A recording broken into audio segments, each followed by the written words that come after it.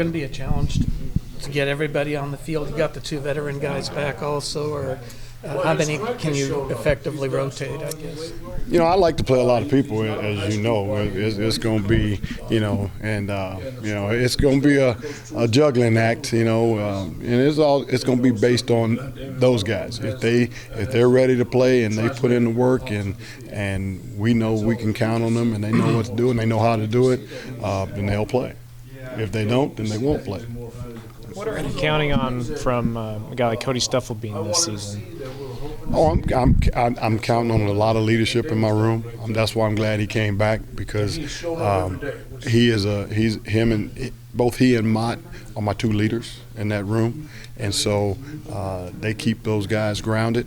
And hold them accountable and to the standard that have been built here, because they've been around the longest. They know what that standard is, and so I'm fired up about that. And Cody's he's a strong kid, and he's moving extremely well right now.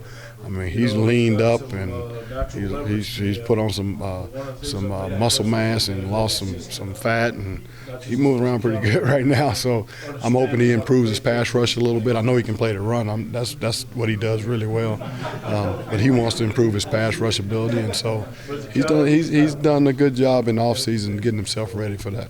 How do you teach accountability, dependability for those young guys that you're going to be counting on this upcoming season? I use those older guys. Those older guys are the ones that kind of set the tempo in my room. Cody Stufflebean and Brendan Mott. They're the ones that set the tempo.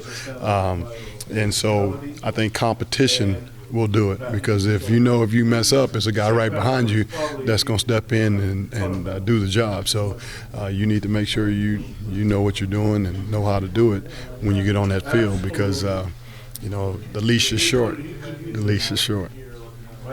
With so many guys, is it almost inevitable someone's going to step up from those young guys and become a big-time contributor?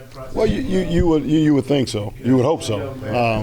And I'm fortunate and I've been blessed that I have some really good kids in my room, and they work well together. And so they push each other.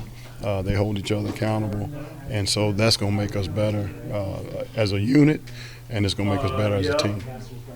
And Joe mentioned that you have a lot of different skill sets at your position. Guys is there opportunity here for almost situational substitutions? Yeah, we as we've been developing this 3-down package, we've noticed that we need several different things out of that position.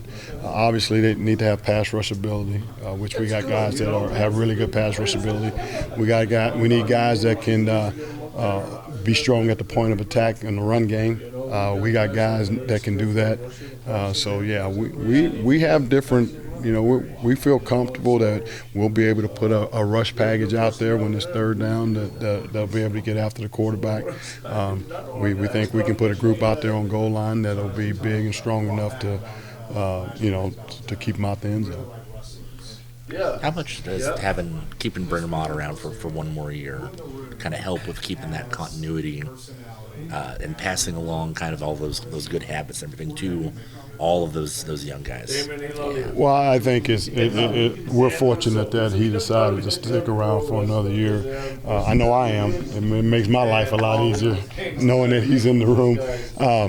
But I do think you got to look at Mott and see his path to how he's gotten to where he is now. All the hard work. He came in as a walk-on, right? And he believed in himself. He bet on himself, and he worked extremely hard. And now it's going to be his 3rd year starting for us, or somewhere in there. And so I think those kids see that, those younger guys see that, and said, hey, it don't matter who you are or where you come from. Hey, if you work hard and you do what you're supposed to do, you have a chance to be successful.